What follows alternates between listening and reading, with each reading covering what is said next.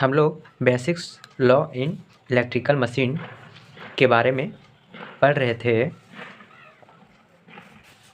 इसमें हम लोग पढ़ेंगे हेंस क्रिश्चियन और state experiment, Faraday law of electromagnetic induction, Lenz law, और इसके अंतर्गत और भी लॉ आते हैं जैसे कि Fleming right hand rule, Fleming left hand rule, ये सब। यहाँ पे इन तीनों लॉ को जानना बहुत ही ज़रूरी है, इसलिए इस लॉ को हम पहले कवर कर ले रहे हैं। बाकी Fleming right hand rule, left hand rule, ये सब जैसे जैसे हम मशीन में आगे पढ़ते जाएंगे वैसे वैसे उसको बीच में ही बता दिया जाएगा।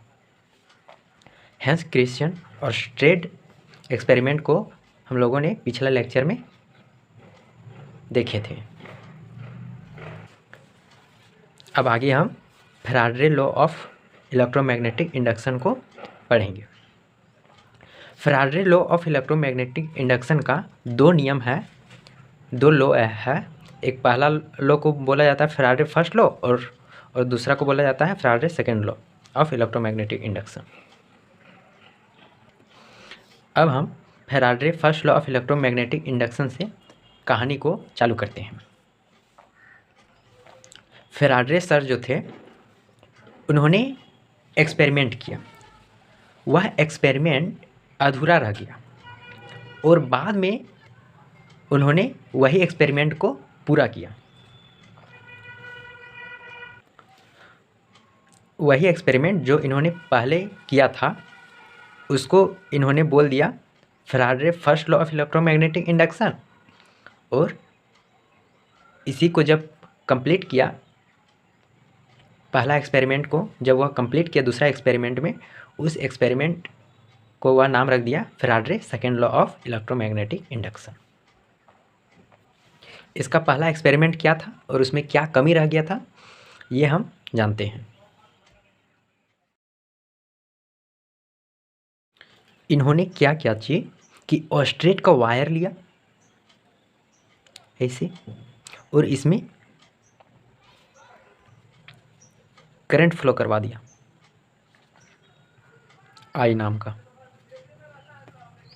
अब इसी के सामने एक और वायर खड़ा कर दिया,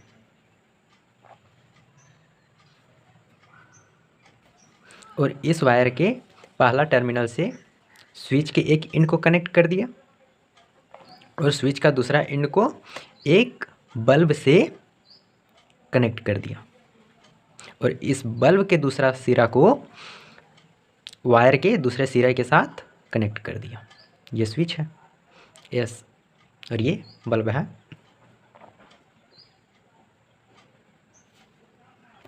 अब जब इन्होंने इस स्विच को क्लोज कर दिया, बंद कर दिया, तब यह बल्ब जलने लगा। फैराडे साहब ने देखा कि इस वायर में ना ही मैंने कोई सप्लाई दिया है, ना ही इस वायर में कोई करंट है, तो यह बल्ब जला कैसे? क्योंकि इस बल्ब को जलने के लिए इलेक्ट्रिकल एनर्जी चाहिए, और ये बल्ब जला, इसका मतलब यह है कि इसमें इलेक्ट्रिकल एनर्जी है, और इसमें इलेक्ट्रिकल एनर्जी है तो वह आया कहाँ से? इस वायर में इलेक्ट्रिकल एनर्जी कहीं सप्लाई तो नहीं किया गया है। यही चीज़ फैराडे सर ने सोचा। यही बात सोचते सोचते फैराडे साहब को ऑस्ट्रेट का एक्सपेरिमेंट याद आ गया, ऑस्ट्रेट के बातों का याद आ गया कि ऑस्ट्रेट साहब क्या बता के गए थे। ऑस्ट्रेट साहब ने यह बताया था कि जब किसी वायर में हम करंट फ्लो करते हैं तो उसके चारों ओर मैग्नेटिक फील्ड प्रोड्यूस हो जाता है। इस बात से फैराडे साहब ने सोचा कि कहीं इस वायर में, जिस वायर से बल्ब कनेक्टेड है, उस वायर में कहीं इस मैग्नेटिक फील्ड की वजह से ही तो नहीं आ गया इलेक्ट्रिकल एनर्जी।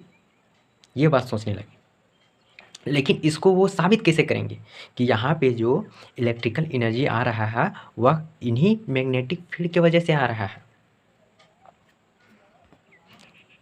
यह बात तो क्लियर था कि यह बल्ब जल रहा है यानी कि इस वायर में इलेक्ट्रिकल एनर्जी आ गया है, तभी यह बल्ब जल सकता है, नहीं तो नहीं जल सकता है, क्योंकि बल्ब को जलने के लिए करंट चाहिए, इलेक्ट्रिकल एनर्जी चाहिए। वह इसमें है, इस वायर में है, तभी यह जल रहा है, नहीं रहता तो नहीं जलता।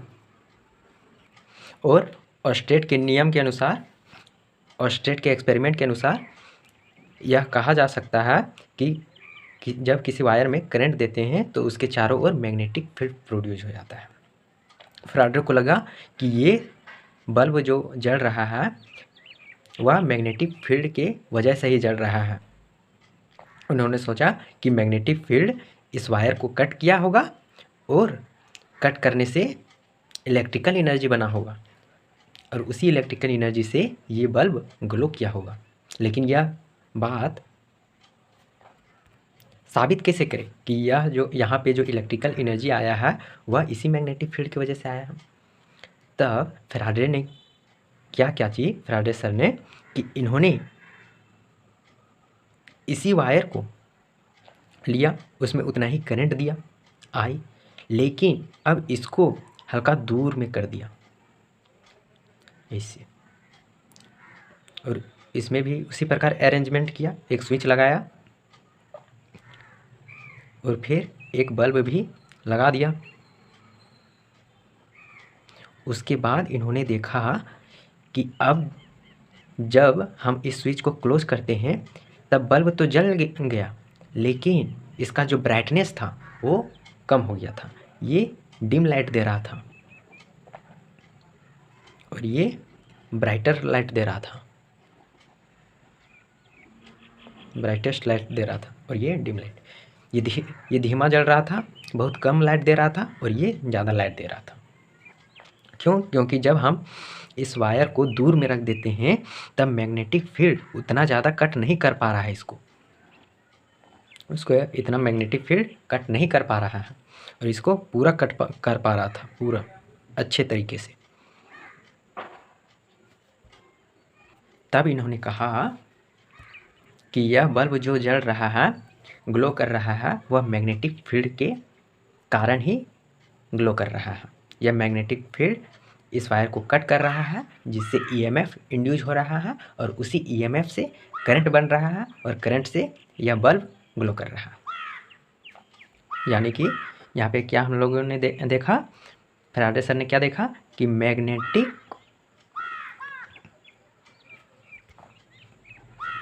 फील्ड कट हुआ, कट होने के बाद क्या बना, ईएमएफ बना, और ईएमएफ से क्या बना, करंट बना, और इसी करंट से बल्ब ग्लो किया। अब हम यहाँ पे समझते हैं कि इसका एक्सपेरिमेंट अधूरा क्यों रह गया, इस एक्सपेरिमेंट में कौन सी कमी थी जिसके कारण यह एक्सपेरिमेंट अधूरा रह गया। यह एक्सपेरिमेंट फैराडे सर ने तो कर लिया, फैराडे सर ने तो यह एक्सपेरिमेंट कर लिए, लेकिन उस समय इन्होंने यह बता नहीं पाए कि यहाँ पे जो ईएमएफ इंड्यूस होगा उसका मैग्नीट्यूड कितना होगा, यहाँ पे ईएमएफ कितना होगा यह बता नहीं पाए, यह फैराडे सर ने बता नहीं पाए। ये कब का बात है, ये बात है 1842 का। अब फैराडे सर फिर आते हैं 1844 में अपना सेकेंड लॉ देने, इसी एक्सपेरिमेंट को पूरा करने के लिए। और इस एक्सपेरिमेंट में इन्होंने इसी ईएमएफ का मैग्नीट्यूड बताया और अपना एक्सपेरिमेंट को पूरा किया। इन्होंने इसमें बताया कि जो ईएमएफ इंड्यूस होगा वह डायरेक्टली प्रोपोर्शनल होगा d/dt की, और यहाँ पे इक्वल टू का हम साइन हटाएंगे तो यह ईएमएफ किसके इक्वल हो जाएगा, EMF equal to N into D phi by D T. Second law में इन्होंने कुछ नहीं बताया, बस क्या बताया, EMF जो प्रोड्यूस हुआ उसका मैग्नीट्यूड को बतलाया। अब आप यहाँ पे सोचते होंगे कि यहाँ पे माइनस आना चाहिए, -n, ये इंटू का साइन है, यहाँ पे n से पहले माइनस आना चाहिए। यहाँ पे जो माइनस साइन आता है वो लेंज लॉ से आता है। EMF में जो यहाँ पे -n D phi by D T जो आता है वो ये कहाँ से आता है, लेंज लॉ से आता है, और ये फैराडे लॉ से आता है। लेंज लॉ ने जो EMF प्रोड्यूस हुआ है, जो EMF इंड्यूस हुआ है, उसका पोलैरिटी को बताएं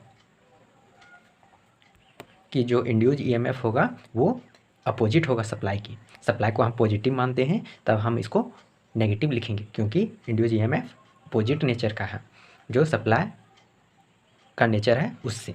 और ये कहाँ से आया, ये फैराडे लॉ से आया। फैराडे लॉ ने ये बतलाया था, लेंज लॉ ने माइनस लगा दिया यहाँ पे। बताइए, ये तो सही है लेकिन उसका नेचर नेगेटिव है, अपोजिट है। यहाँ से क्या पता चल रहा है कि फ्लक्स कंडक्टर को या कॉइल को जितना जल्दी कट करेगा उतना ज़्यादा EMF प्रोड्यूस होगा। D phi by D T यही बतला रहा है कि फ्लक्स जितना जल्दी कंडक्टर को या कॉइल को कट करेगा उतना ज़्यादा EMF बनेगा। यहाँ पे D phi by D T क्या चीज़ है, rate of change of flux है, और n क्या चीज़ है, n है नंबर ऑफ टर्न्स। वायर में जो ऐसे टर्न्स होता है ना, वही टर्न्स है n। आप लोगों ने क्या देखा कि जब किसी वायर में करंट फ्लो करते हैं, जैसे कि ये वायर है, इसमें I नाम का करंट फ्लो किया तो इसके चारों ओर मैग्नेटिक फील्ड प्रोड्यूस हो जाता है, मैग्नेटिक फ्लक्स आ जाता है फाई। तो क्या ये फाई इक्वल है I के, नहीं, ये फाई I के इक्वल नहीं है। ये फाई जो है वो I के इक्वल नहीं है, लेकिन ये फाई और ये I दोनों सेम टाइम फेज में है। यहाँ पे एक नोट पॉइंट में लिखिए आप लोग, नोट में, कि अकॉर्डिंग टू ऑस्ट्रेट लॉ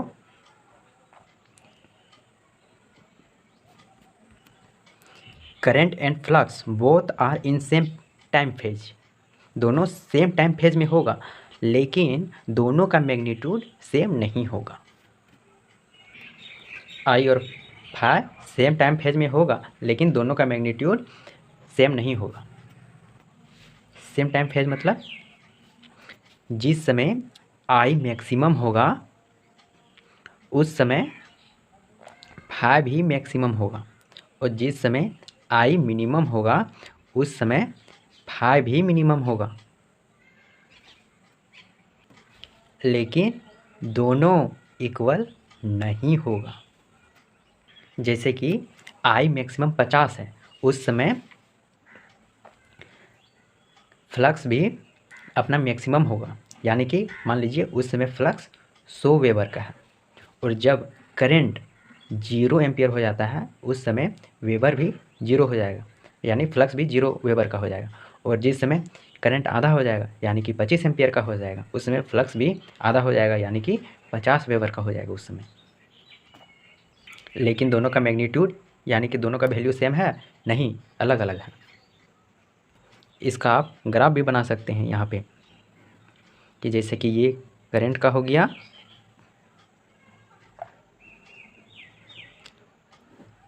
तो ये फ्लक्स का कुछ ऐसे होगा।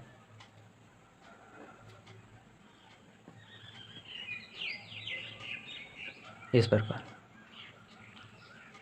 ये फाई का हो गया और ये I का हो गया।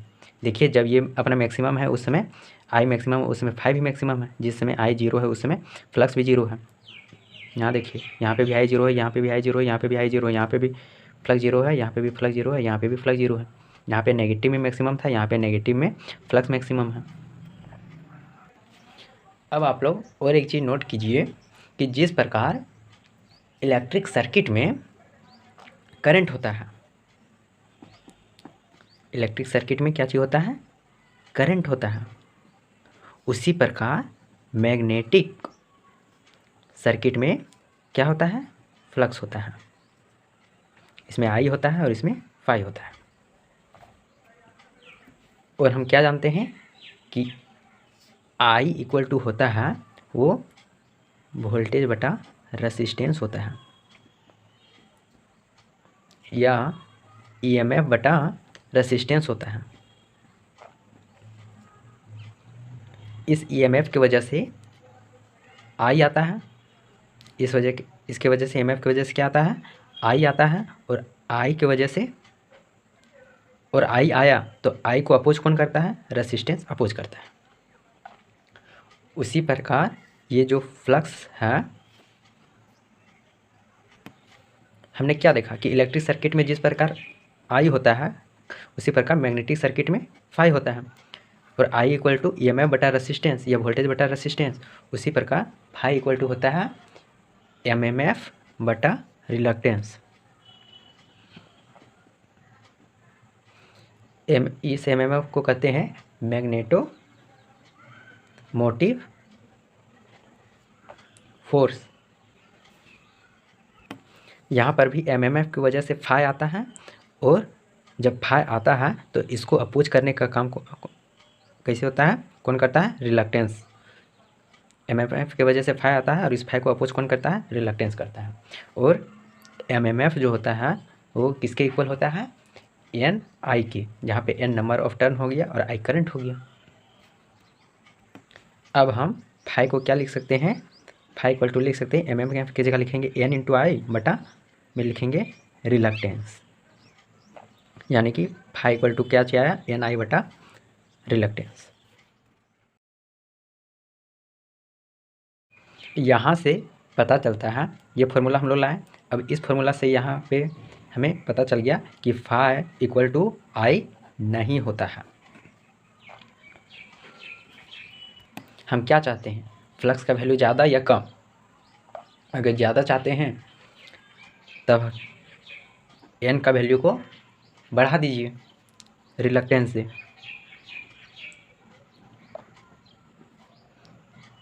जब if N greater than reluctance होगा तब फाई बढ़ जाएगा आई से, और जब एन कम रहेगा रिलक्टेंस से तब फाई घट जाएगा आई से।